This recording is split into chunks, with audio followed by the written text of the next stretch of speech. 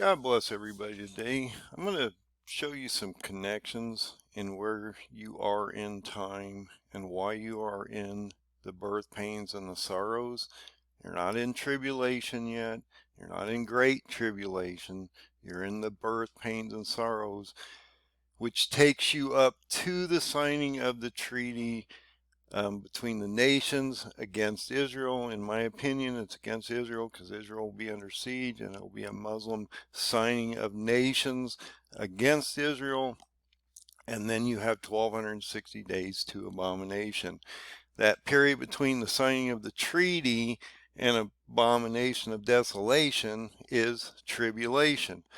Once Antichrist is on the Temple Mount, on God's seat, and proclaims himself to be God, then that turns into great tribulation. And then, of course, he overthrows the two witnesses. They lay in the street for 3.5 days.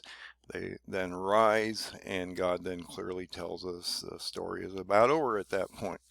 But I want to show you why, and I've been wanting to do this study for a while, and I haven't done a study for a while on some of this, why you're in the birth pains and sorrows, and why this is just beginning, and that the next almost 4 years are going to start to evolve into something that's pretty horrific on the ground. And so you need to understand what you're walking into, the storm that you're moving into, that you need to be preparing your oil for, because you're going to be here for this one until the seventh trumpet.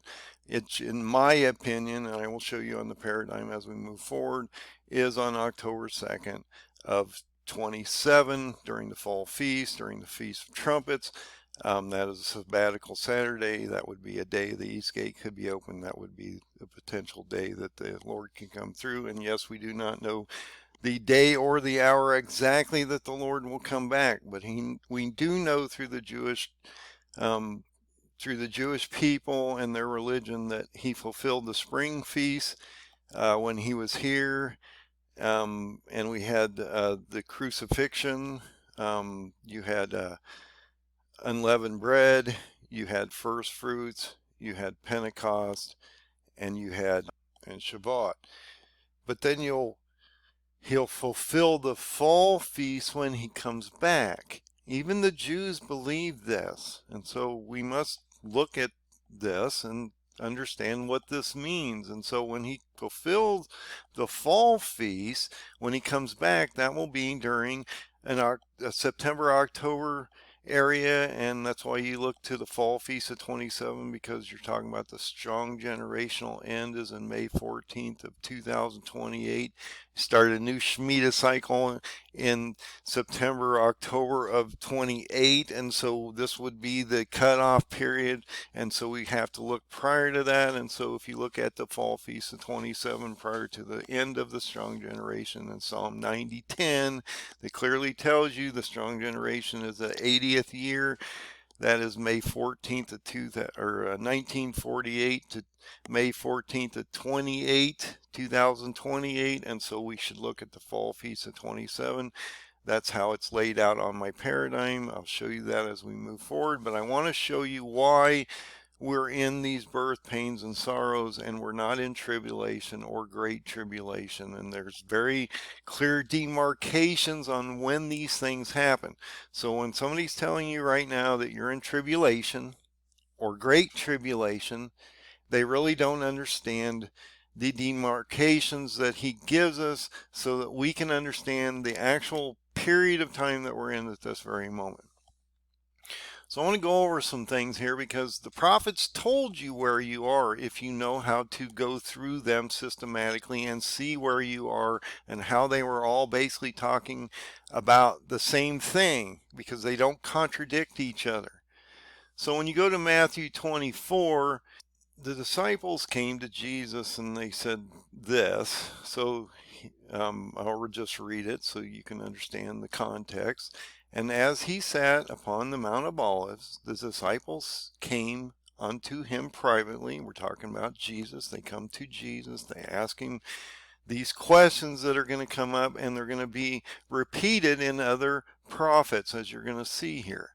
saying, Tell us, when shall these things be, and what shall be the sign of thy coming and the end of the world? Which we're maybe in the last 4 years of right now or less.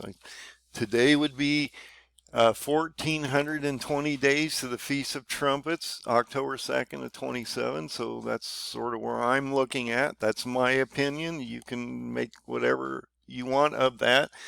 But then you have to go into the Jewish traditions and understand the fall feasts and understand why they're so important. And then it says, Jesus answered and said unto them, Take heed that no man deceive you. For many shall come in my name, saying, I am Christ, and shall deceive many. And ye shall hear wars and rumors of wars. See that you are not troubled, for all these things must come to pass, but the end is not yet. For nation shall rise against nation, and kingdom against kingdom, and there shall be famines, pestilences, earthquakes in diverse places, so in the oceans, things like that. And all these things are the beginning of sorrows. And if you know anything about the sorrows, then they're like the birth pains. They're the beginning of a pregnancy. You have these birth pains, these contractions prior to the baby coming out, which in this case would be Jesus as he appears out of the clouds and does his rapture event on this planet prior to him throwing the wrath of God down upon the planet. We're not appointed for the wrath of God. I'll show you how that works as we move through these charts, because it matches up if you know how to break it down properly. So we know that we're going to have these terrible events as we move forward. Rumors of wars. We're going to actually see wars. We shouldn't be necessarily troubled, and you shouldn't be troubled if you're preparing properly, putting oil in your lamp and placing yourself in a position where you don't have to think about it too hard. That's what the whole parable about the 10 virgins was about, was to prepare for this terrible event that's coming up, that you should have plenty of oil in your lamp, that you can't give too much oil away, or you might just not make it to the end and you'll put yourself in a really terrible place. So this was Matthew 24, but look at Mark 13. It says exactly the same thing. And he gives you some more information. That's what I mean. Each time they do this, they reiterate, but then they add and expound upon it and give you more information as you're moving forward. It's extremely cool the way they do this. And once you break it down and you see it, you go, wow, that is really cool.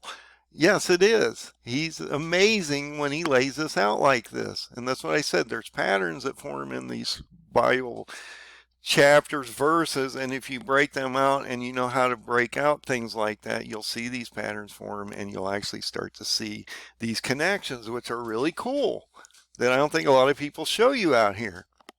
And I'm not part of a church, so I'm showing you my understanding of how I see it. Now, you may not agree with this. That's your opinion, and you can comment if you want. That's fine. I've been in this camp for a long time. I don't think my opinion is going to change too much at this point, and I've looked at all the other arguments and they don't seem to make a whole lot of sense to me. So I'm going to go with what God has shown me, and you need to then go out and look at these connections and discern yourself whether you agree with that or not. Okay, because I'm not going to be dogmatic. I'm just showing you the connections, and you have to discern what to do with that information. So Jesus again is answering his disciples, which are really interesting, because he tells you here, as he's sitting on the Mount of Olives, as he was up here, he's sitting on the Mount of Olives. Look at the connections. It says exactly the same thing, only he gives you something really important here. He tells you the 4 disciples, Peter, James, John, and Andrew, spoke to him privately. Okay, so now you know who's in the room. Jesus and these 4 disciples, Peter, James, John, and Andrew. And they ask him, tell us, when shall these things be, and what shall be the sign when all these things are fulfilled? And Jesus answers unto them and begins to say, Take heed lest any man deceive you. He doesn't want you to be deceived and somebody saying you're in tribulation now, you're in great tribulation. You need to understand the demarcations that are in front of you, that you're in the very beginning of this. This is going to get really bad, and we're not at the wrath of God or that bowl phase, and so you're going to go through this, and I'm going to show you how this works. So follow me here. Just don't tune me out and go, hey, he doesn't know what he's talking about. Follow the connections, okay? And so when he says the same thing, we see rumors of wars and not be troubled, because you should have your oil in your lamp. And you see, kingdoms against kingdoms and earthquakes in diverse or divers places, and that will be famine and trouble. And these are the beginning of the sorrows and birth pains. So Mark 13 and Matthew 24 reiterate exactly the same things. And he's telling you this is extremely important, because you need to understand you're just at the very beginning of this. Okay? If you think it's bad now, you haven't seen anything. This is just starting. And so if you're already crawling out of your skin in fear and different things like that, then you aren't prepared. You're just not prepared. And you're going to be in this thing, so you need to get prepared and get your oil in your lamp before this gets really bad. And you can fill your oil in your lamp in a number of ways. Physically, by putting food and water and things in your home, getting ready for that. making sure you have things like hygiene products for your families, vitamins, warmth, ways to generate power. Make sure you know how to clean your water, filtration through water, and how to deal with harvesting foods and things like that, so you can keep calories in your pantry so that you can stay alive through this and not have to go out into the madness. What this is about is protection of your family as well as protection of your soul.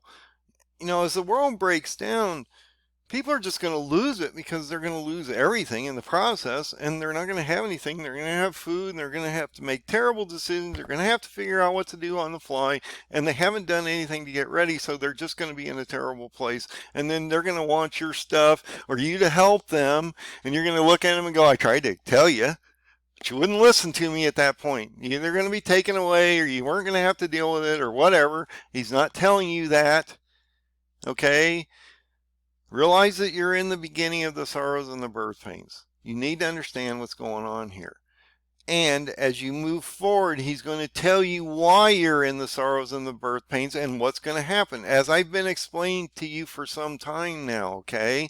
And you can go to Ezekiel 38, and it will tell you, number one, it tells you a lot of stuff, that there's no Rosh here. Wow, that's amazing. So Gog in the land of Magog, which is in Turkey, which is in Meshech and Tubal, all in Turkey, this chief prince or leader, which is a translation issue in the newer Bibles, named Rosh, which is not in this Bible. It's not in the older Bibles. Just get Rosh out of the room. Meshech and Tubal are in Turkey. And as you walk through here, guess what? Persia is the first country listed after this guy from Turkey. Okay, and then you've got the African nations. So you've got to look at this conglomeration of 10 nations, or the 10 toes of clay and iron, that are going to be against Israel soon, as all the Arabs and the Islamic nations are forming against them. And that's going to turn out bad for the Arab nations, because they don't understand what they're doing. There's judgments for these types of actions that they're creating upon themselves. He shows you all these nations are going to be forming into this. And then he comes down here and says something really important that I don't think most people connect. It says, thus saith the Lord God, art thou he whom I spoken of in old times by my servants the prophets of Israel, which prophesied in those days many years that I would bring thee against them? But you have to absorb Iran first, okay? So Daniel 8 has to happen first. Once all these nations absorbed into the 10 nations, then they go against Israel, okay? And then it says something really important. So we're in Ezekiel 38. You go to the bottom in verse 18, it says, "And it shall come to pass at the same time when Gog shall come against the land of Israel, saith the Lord God, that my fury shall come up in my face." The Lord God, okay? So he's talking about Jesus here, in my opinion, okay? And this is different than the wrath of God, which I'm going to show you the differences as we move forward. So this is the beginning of the sorrows. He's talking about, he's had this conversation with his disciples. They're telling us this is the beginning of the sorrows. Now he's talking about the servants that prophesied for Israel, was talking about who this person was, or this group of people that were going to attack Israel at the beginning of this event that's getting ready to happen now. We're in that period right now. We're not in tribulation. There is no signing of a tree. There's no antichrist on the ground. We're not even close. Well, we're within months, maybe. As we move forward in the spring of 24, we'll see how that turns out. And that he's going to send Gog against the land of Israel, and that his fury will come upon his face. And so I say that connects us to Revelation 6, because we're not in tribulation, because tribulation can't happen until the fifth trumpet, and that is the bottomless pit opens. You have the Antichrist and the false prophet rising on the sixth trumpet, and the Lord come back on the seventh trumpet. And you have all that prior to that, which are the seals, which are part of the sorrows and birth pains. And this is what I've been talking about. If you break the book down properly, in the manner that it should be, and I've shown you this on my 117-step chart, that if you read chapters 1 to 6, 8 to 10, 15 to 16, and 20 to 22, it makes a complete story. And it's extremely important, because if you do it that way, and it's chronological when you do it that way, and you can attach each verse to each of these steps because it comes directly out of the Bible, you will then realize that you go through the seals first, then the trumpets, and then the bowls. And that's extremely important, because if you go to Revelation 8, 1 and 2, he gives you a literal statement. And if you're not using this as a literal statement, and you're using this to where you can take seals and move them into trumpets and bowls, then you're not following God's word, because he clearly states something here that's extremely important that most people seem to throw away because it doesn't fit their narrative. And I keep saying the seals are first, trumpets are next, bowls are last, okay? And you're not appointed for the 7 bowls of wrath, and so, or God's wrath in general, and we'll show you that as we move forward. But look at Revelation 8, 1 and 2. It says, "And when he had opened the 7th seal," so all 7 seals are now opened. You're in the birth pains and sorrows still. "There was silence for a half an hour, about a half an hour in heaven." Okay. "And I saw the 7 angels which stood before God, and they were given 7 trumpets." So 7 seals are broken. About a half an hour of silence, which is about 7.5 days if you go with the biblical prophetic calendar of 360 days on the Jewish calendar, and then you break 1,000 years of ours into 1 day of God. It will come out to be about 7.5 days, because it's about a half an hour. And that's what I mean. If you go to an hour of God, it's about 15 days. Okay. But the seals happen first, then you have a trumpet phase. And so this is extremely important that you understand there's a process. So if 8, 1 and 2 is literal in Revelation, and then you can break this out, and that's what I mean. If you go to the end of 6, you have the 6th seal. If you go to Revelation chapter 8, it takes you to what? The 7th seal. What happens? You cut out that vision of the prophecy of the elect, which is chapter 7. And so it's a continual story as you move forward. Then you go through the trumpet phase. Then he drops you out and he has a prophecy about the peoples and nations in Revelation 10:7. He has him eat that scroll. I'm going to show you that as we move forward here. Then he brings him back into the same, after those vision of the nations and people for 4 chapters. He then what? Brings him out of that into 15:1, which is the bull phase. Okay, over here. So in 15:1, he starts talking about the bull phase. And that runs for 2 chapters. And then he takes him out of vision again in 17:1. He sort of tells you this at the end of 16. He ends up doing this in 17:1. He says, I'm taking another vision of Mystery Babylon that runs for 3 chapters. And you end up, after that vision is over, you end up in 16 or in 20, excuse me. So if you break this out in the proper mode and you look at Revelation in the proper manner, you will realize that 7 seals, I'll blow this up just a little here, 7 seals happen first, 7 trumpets are next, then you have a bowl phase, which is where Armageddon is. So a 6th seal cannot register into a bowl phase or a trumpet phase. Because if you go to 8:1 and 2, it clearly says that can't happen.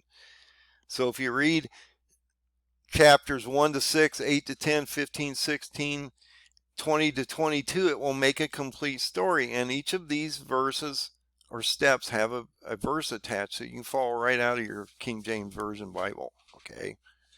And then I give you these colored codes over here so you can determine when certain events are happening on this playing field. And that if you go to Revelation 8:13, that you'll see something really interesting happen. The 5th, 6th, and 7th trumpet reoccur in the additional 3 of visions, and you'll also see the 1260 days also reoccur as you're moving through these chapters. It's extremely important that you see these things. So when you take out the 3 sub-visions, or 3 additional visions John has in chapter 7, one of the elect, there's 4 chapters attached to the prophecy of nations and peoples, and then you have 3 chapters attached to Mystery Babylon. You cut those 3 out, you'll realize that this is a complete story up here that's chronological. And then what's really interesting, that if you blow this up and you move straight down like a program, you'll realize that these additional steps are happening in these sub-chapters. So you can see these constantly reoccurring. And that's what I mean. If you go to 8:13, it tells you to watch for the 5th, 6th, and 7th trumpet, because they're reoccurring in these sub-visions. And that if you cut the sub-visions out, these 3 additional visions that John has, you will see that he's reiterating and he's giving you a perspective, a microscopic view down on the ground of what's happening in multiple different fashions. And it's really simple. So, if somebody asks you, how do I read the book of Revelation in the proper fashion so I understand it? You say, well, read chapter 1 to 6, 8 to 10, 15, 16, and 20 to 22. Then you take the 3 visions John has, chapter 7, the vision of the elect. We'll go out a little bit here. So you got the vision of the elect. That's 1 chapter, chapter 7. Then you got a vision of the nations and peoples, which starts in 10:7, runs for 4 chapters. You come out of it in chapter 15. You go into 17:1, he takes him into additional vision of the nations, or Mystery Babylon, for 3 chapters. And so it's extremely important. And then you can see all these little stars of all these different events that are occurring that should only occur once up here. Okay? And that's what I mean. You can only have a 1 5th trumpet, 1 6th trumpet, 1 7th trumpet, and he's going to constantly reiterate these 1260 days or 42 months or 3.5 years in these chapters, and so they can't constantly recur. It only happens once, and you will see that. If you go into this chart, you'll see that the 5th, 6th, and 7th trumpet only happen once, and that it's a chronological book as you go forward. So if you use the structure he gives you and you realize there's 3 demarcations within this roadmap, the birth pains and sorrows, tribulation, and great tribulation, then you'll understand that there are certain phases that we have to go through. And right now we are in the birth pains and sorrows as he's indicated. But when you get into Ezekiel 38:17, he's telling you that this war of Gog, Ezekiel 38 and 39, is going to happen prior to tribulation, and that you're going to see Iran fall first before tribulation even starts, and that it's absorbed to begin with. Then he talks about this wrath that comes upon the Lord God, Lord Jesus in this case, because he's talking about the people that he had talked to, the servants. We're talking about Jesus. We're not talking about God here. He's talking about the people that he talked to, these 4 people above here, Peter, James, John, and Andrew. He told them that this was all going to happen, and that at this moment in time, the wrath of Jesus would come upon him. Well, when does that happen? That's in 6:16 Revelation. Basically from verse 12 to 17, okay?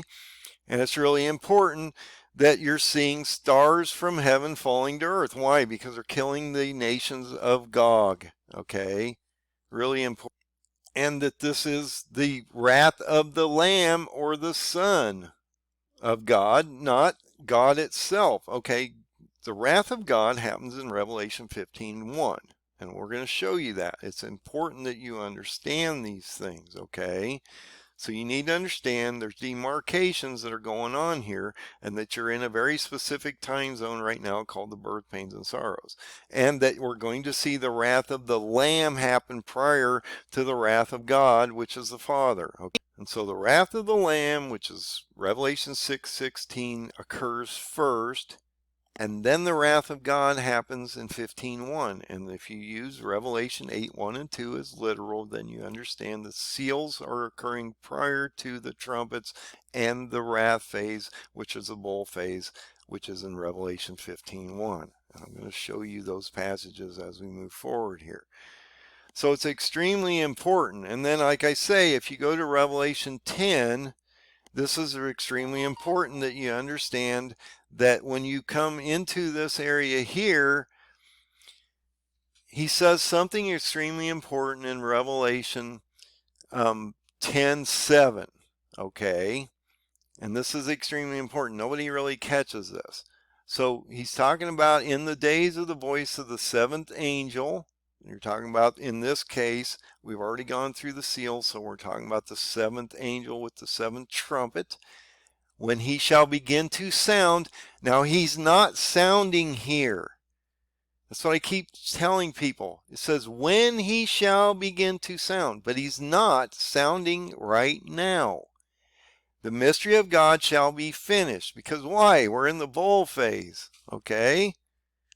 And that he declared to his servants the prophets. And then it shows you what goes on in this, that he's actually taken into a vision. He's given a book. He's handed it.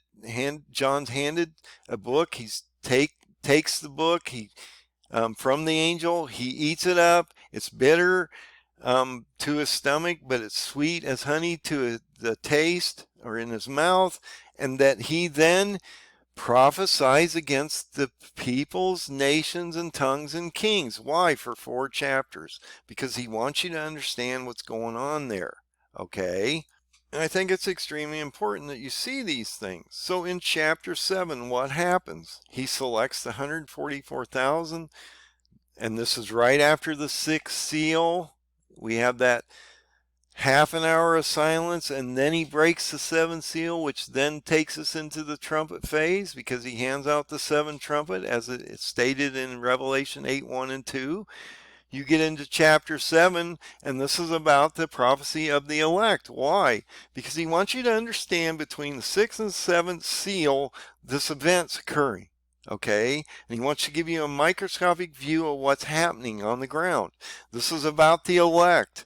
The 144,000 that are selected during the seventh, right prior to the seventh seal and that trumpet phase of Antichrist rising on the fifth and sixth trumpet, that he wants to show you what's going to happen to these people and that they're going to perish for their testimony of God, and that most of them won't survive. And then if you go into Daniel 8 and 12 and you talk about the 1335 days, he shortens that second half because they won't survive because they're killing them all.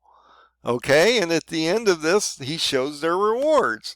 So you need to understand that he's cutting this chapter out to give you a microscopic view of what happens to the elect.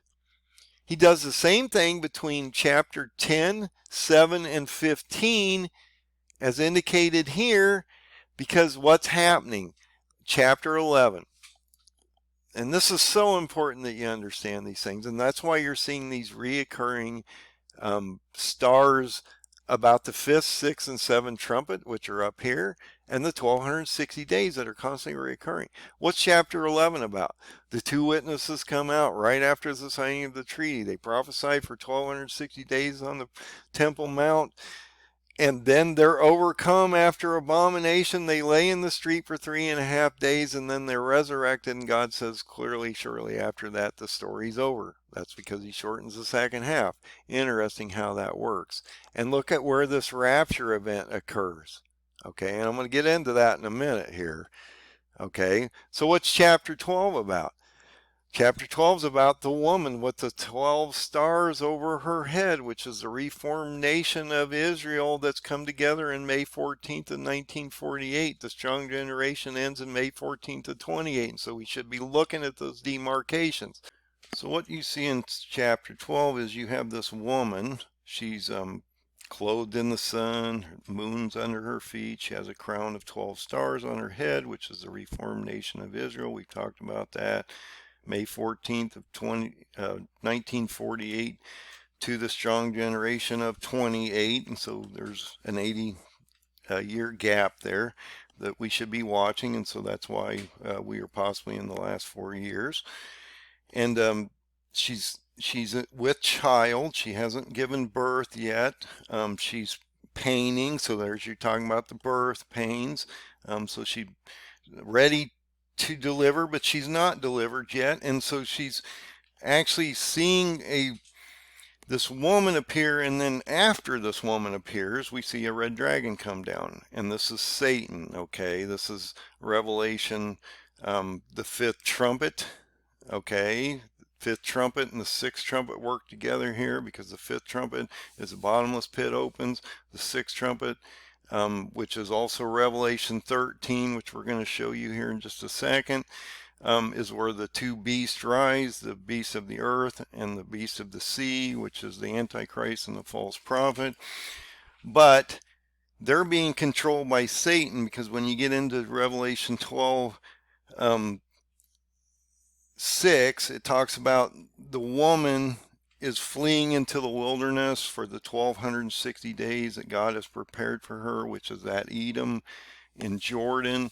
And in this case, this remnant, the third of the Jews that actually escaped this judgment that's coming up upon them now, as we get ready to watch the city get sieged, a third of those Jews will be removed, because when God sets his feet, or Jesus sets his feet down on the Mount of Olives, he splits that mountain, and he allows that path or exodus to Eden. And I know a lot of people will disagree with that, but that's my understanding. When the Lord comes down, he sets his feet on the Mount of Olives, he splits this mountain in half, and he creates a pathway to Jordan so that the remnant can be removed for the 1260 days, as it indicates in Revelation 12. And then what does it indicate in verse 7 in chapter 12? Michael, the angel, is fighting against the dragon, Satan. You go into the 5th and 6th trumpet. What's happening there? The 5th trumpet, Satan is being thrown from heaven as a star. He gets the key to the bottomless pit. He opens the bottomless pit and then brings forth, as Isaiah 14 clearly says, an abominable branch, a thing out of this hole, out of this abyss. I keep talking about a resurrected Gog, because Gog is going to be buried and then brought forth as an antichrist, as it indicates here in Isaiah 14, also in Revelation 12 and 13, because when you go into this next chapter, you're going to see what? The beasts of the sea and the beasts of the earth rise in chapter 13. So when you get into chapter 12, Michael's literally standing on the bottomless pit. He's pulling Satan out of heaven at that very moment. Satan will not have a place in heaven anymore. And it tells us, if you go to 8:13, that once he's cast down, woe, woe, woe to the earth, because he'll be among us for 1260 days. So you can look at those things. And that the great dragon, that's this old serpent, is called the devil or Satan, and he's come down to deceive the whole world. But that removal of the third of the Jews that truly believe in Jesus will happen shortly, as we watch 2/3 of these people perish in Jerusalem and Israel from plagues, famine, economic destruction. And then you're going to have the sword of Gog against them soon. And so you're going to have a lot of horrific chaos over there. It's going to be terrible soon, okay? And you have to realize where this is heading. So once you get into the last portion of 12, it talks about how the serpent is trying to devour this child as it's getting ready to be born. And he's not going to allow that to happen. When you go to the last verse in 17, it talks about how the dragon will go against the remnant of her seed, and they will keep the commandments of God and the testimony of Jesus Christ. And so it's extremely important. And what do you see in this? You see the elements of what? The fifth, sixth, seventh trumpet, and the 1260 days, and they're recurring. That's what I mean. Each of these chapters, they recur. So if you go into these areas, you'll see that these stars are marked in each of these areas. You can literally break them out. And the reason I broke them out like this is because if you go to the top of the story, you'll see these recurring stars up here. Well, these are where they originally happen, okay? In the timeline, because you have to read the book in the order that I gave it to you: 1 to 6, 8 to 10, 15, 16, and 20 to 22. It makes a complete story, and then he adds these subvisions, and you can see how these stars radiate down. And so that's why I put these demarcations of these lines through here, is so that you can see, and they match these numbers. Okay, so you can see they match the numbers. So you can see where these steps reoccur constantly in the book. So it's important that you see how this is laid out and why I did it this way. Because it's important that you see that these things are reoccurring. They can only happen once in the top of the story. But when you go into these stars, you can literally see that when you bring this over to this chart, you can see these events that are literally happening on the ground and how they're reoccurring. And the ones that I mainly show you that you really need to be watching are the 5th, 6th, and 7th trumpet and the 1260 days. Because when you go to 8:13, it clearly says that we should watch the last 3 woes, which are attached to the last 3 trumpets. So that's really important. I think that's a warning that he gave us here. And actually, I built this whole chart off this one verse, because it told me we had reoccurring trumpets and that we should be paying attention to that. And then that broke out the visions. That made a huge difference when I saw that. So that sort of gives you a breakout of chapter 12 and how it sort of works with chapter 13. And then we're going to get ready to go into chapter 13 now. So chapter 13 it's all about the 6th trumpet, the rising of the 2 beasts, the beast of the sea and the beast of the earth, which is the Antichrist and the false prophet. It's that simple.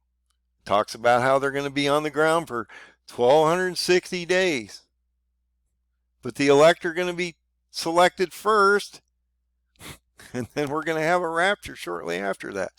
What do you go to 14? This is about right at the end of 14, we see the people from Great Tribulation taken up and they stand before God. Okay, so these are the elect saints and martyrs that are taken out from Great Tribulation, and that shows them their rewards. Okay, so that's what chapter 14 is about. He doesn't need to explain that to you up here. He wants to give you the main storyline, and then he wants to give you these subvisions below here so you can see what's going on. And then you have what? Between chapter 16 and 20, you have the vision of Mystery Babylon, which runs for 3 chapters, and you can see those 3 chapters here. So I cut them out for a reason, okay?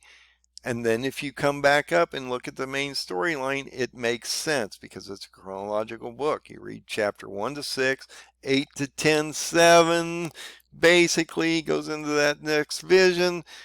We have a vision between 6 and 8. We have a vision between 10, 7, and 15. And you have a vision between 17, 1, and 20. Okay? It's really simple to actually understand the book of Revelation if you break it out and use it by verse. Okay? And each of these steps has a verse attached to them. You can go right through your Bible to the end of the story if you read the book as I've indicated here. It's real simple.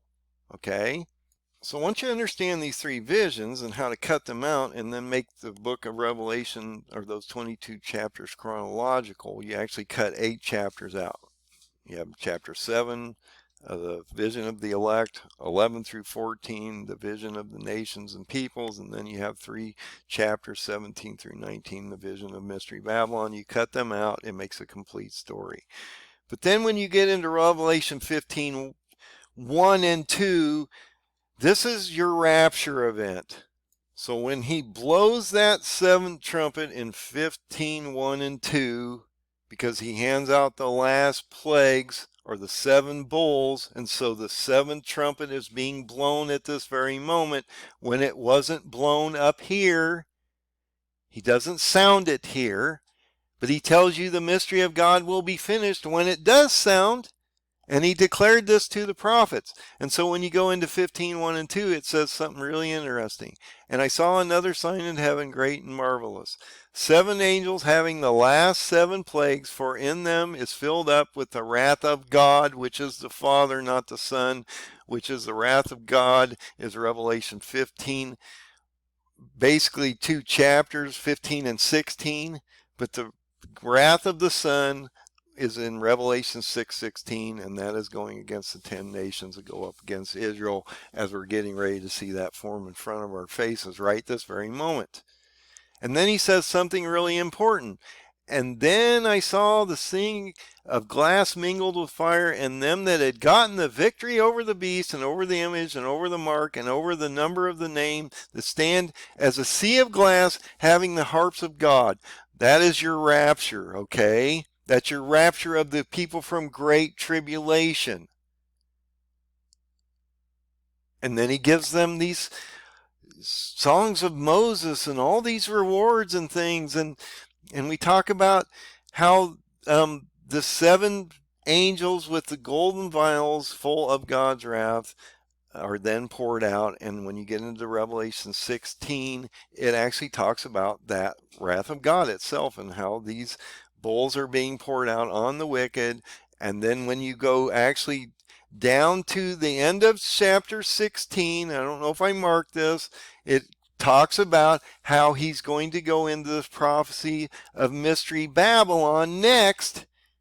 And if you go into 17:1, it tells you immediately you're going into a vision. See, and you can see that right here. And there came the 7 angels, which had the 7 vials, and talked to me, saying, come hither. So they take him up into another vision. If you go back into 16, at the very end, he tells you that they're going to have a vision and how he's going to talk about Mystery Babylon here for 3 chapters. Because you're in chapter 16, and so you go into chapter 17, 18, and 19. That's about Mystery Babylon. And then when you come out of chapter 19, then it takes you right back to the end of this chapter, because he pulls the 3 frogs out of the mouths of the Antichrist, the false prophet, and Satan. And what does he do? He throws the false prophet and the Antichrist in the lake of fire, and he binds Satan for 1,000 years, okay? And that's extremely important, because then after the 1,000 years, he then throws Satan in the lake of fire with the false prophet and Antichrist. But this is a different war in 20 than in Ezekiel 38 and 39, because these armies are consumed by God's hand by fire, okay? So they encompass the city, and he basically consumes them with fire from God's hand. Okay, so fire came down from God out of heaven and devours them, and there's no dirt burial, because you're in the millennial now. The Great Tribulation has happened. We are in the millennial 1,000 years. We're not flesh bodies anymore. And if you go into Ezekiel 38 and 39, they are flesh and they are buried. And then it talks about that 7 years of when you get into Ezekiel 38 and 39, you come down into here, you realize that these people are buried. Okay, there is no fire from God coming down and devouring these people. They're literally buried in the ground, okay? And that they're going to see. And it's interesting, because if you look at Ezekiel 38:17, it talks about, he talked to the old prophets. We talked about that verse already. And then it shows you a 6th seal event right here. And we can go through this real quick. And shall it come to pass at this time when Gog shall come against the land of Israel, said the Lord God, that my fury shall come upon my face. We talked about that. That's the wrath of the Lamb in 6:16. For my jealousy is in the fire of my wrath. I have spoken surely on this day. The great shaking will be in the land of Israel, which is the 6th seal. So all the fishes of the sea, fowl of the heavens, the beasts of the field, all creeping things that creep upon the earth, all men that are upon the face of the earth, shall shake at my presence, at the mountain that shall be thrown down, and the steep places that shall fall, and every wall shall fall to the ground. So this 6th seal event that I keep talking about, potentially on January 6th or around that date, is going to be a nightmare for everybody here as we move forward. And I will call for a sword against him throughout my mountains, saith the Lord God. Every man's sword shall be against his brother. And so he induces these plagues, actually in the animals and everything. I mean, it's just a total bloodbath over here, and only that residue rises from this. Only a few of these, but they still keep attacking the city as we move forward into the trumpet phase. I will plead against him with pestilence and with blood, and shall rain upon him and upon his bands and upon many people that are with him, an overflowing rain and great hailstones, fire and brimstone. We talk about that 6th seal and the stars falling from heaven onto these nations. Thus I will magnify myself and sanctify myself, and I will be known in their eyes, many nations, and they shall know that I am the Lord. Why? Because Jesus just decimated all these nations, and it talks about the 10 nations as you go forward here, and how they're going to bury these all these people in the grave for 7 months, and they're going to burn the weapons for up to 7 years. But that 7th year, that 7 years is cut short. Now, look, they sign a treaty for up to 7 years. It doesn't mean it has to play out for 7 years. It just says they sign a treaty. God breaks that treaty, and he shortens the second half, and then he does his thing, and they build a city upon this. So when God comes out of this hole and is resurrected during that trumpet phase, after they buried these people for 7 months, you're going to see an Antichrist come out of here as they move forward, because he's burying them for up to 7 months. Okay, That doesn't mean that Antichrist is going to stay in the hole for 7 months. He might come out a little sooner. We talked about the spring of 24 and when that possibly could happen prior to the spring equinox of 24. So it's important that you understand how these connections work together, at least how I see these connections work together. You may not agree with them. They build a city on top of this, so it will be televised when Antichrist comes out of the ground. You're going to see this event happen. The world's going to freak out over it. I'll guarantee it. So I wanted to show you all these different connections because I think it's extremely important that you see them. And so I have these demarcations on this chart for a reason, the paradigm. Okay, the sorrows and birth pains run all the way to the signing of the treaty, or the 7-year treaty, which is broken, shortened. Then you have 1260 days from the signing of the treaty to abomination of desolation, which is your tribulation period. He tells you tribulation is 1260 days. The lawless man gets 42 months, 1260 days. Then he stands upon God's throne and commits the worst possible act. He commits and says that he is God on God's temple himself. Okay, Antichrist is doing this, okay? And that then starts your abomination of desolation. Your 2 witnesses then perish. They are resurrected. He shortens the second half, or the elect would not survive. Then you get to the Feast of Trumpets. It's amazing how all these line up, okay, with all these different dates and how they follow the Jewish calendars, and that you're still in this generation of the strong generation prior to the ending here. And that right now you have about 1200 or 1420 days because you're right in this area here, okay, to the Feast of Trumpets. So that's what that number's from. I keep throwing out that number 1420 days as I'm doing my countdown. That's what we're at today.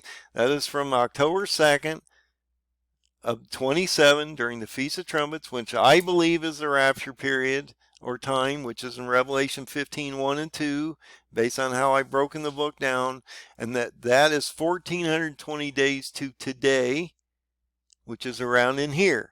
So you know where we're at in this chart. You're getting ready to watch Ezekiel 38 and 39 form and Daniel 8 complete soon, as Turkey's getting ready to walk into this war and drive those Kurds to join Iran, and then they're going to fall. Then you're going to see a Persia absorbed into Ezekiel 38 and 39, and you're going to watch literally a 10-nation siege on Jerusalem before or around December 22nd of 23, as I've indicated on this chart. And you can go in here and look at this a little closer. I'll bring this up real quick. So we're in October 9th. We had that attack right around this time of Hamas. On October 7th, Israel retaliated.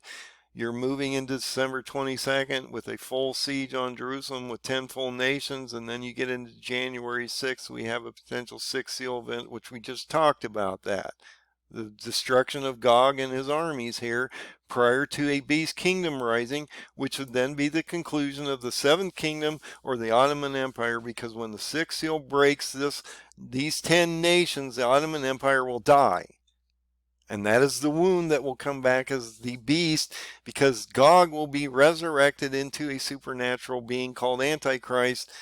And that will happen prior to, I believe, in my opinion, March 20th of 24, which is the spring equinox, which would then force Antichrist to shut the continual burnt offerings down 30 days prior to the signing of the treaty on April 20th, which is Hitler's birthday based on my chart. If you go back over 1260 days, that takes you abomination. You shorten the second half to 1335 days. That takes you to the Feast of Trumpets, October 2nd of 27. You may not agree with all this. You may not agree with any of it. I'm just telling you, this is how I look at it, and you can discern in your own opinion whether or not this is going to play out like this. But right now, you're in this area here, and you're moving into a potential antichrist by spring of 24. And so that's extremely important that you understand that you are now in the sorrows and birth pains, leading into a potential signing of the treaty around April 20th of 24, which would then take you into tribulation. Once that treaty's signed between the nations against Israel, they're Muslim nations signing a treaty, okay? The world is going to go against Israel, okay? Once that treaty's signed, then you are in tribulation until Antichrist stands upon the Temple Mount and says he is God, okay? Then you go into Great Tribulation, and that's when those two witnesses perish, as it shows you in chapter 11. So I think once you see all this and you start to put the connections together, you'll start to go, wow, I realize where I'm at. Maybe I really need to put some oil in my lamp as we move forward into potentially December 22nd to January 6th, and you'll see it play out. I mean, you'll know in the next month or two whether this is going to happen or not, and I'll either be right or wrong. I don't know. I'm watching it play out based on what I've shown you so far. So until that changes, I'm going to go with this paradigm seems to be right at this point. And my analytic information that I've given you seems to be accurate at this time in our lives, right this very moment. Okay.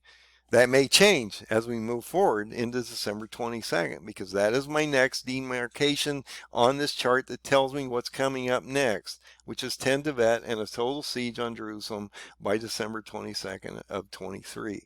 We will see how that turns out as we move forward. So God bless everybody.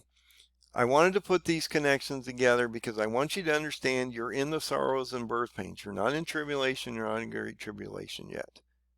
There are reasons why you're not there, because he tells you you're not there yet. You're going to see the seals war break out first, and then we're going to go into a tribulation period where we see an antichrist rise, a signing of a treaty, moving into abomination of 1260 days as it tells us. So hopefully you see the connections. Find the open door, find Jesus, put some oil in your lamp as quick as possible, and get ready for the popcorn and the 3D glasses, because this one is getting ready to get interesting, folks. God bless. Have a great night.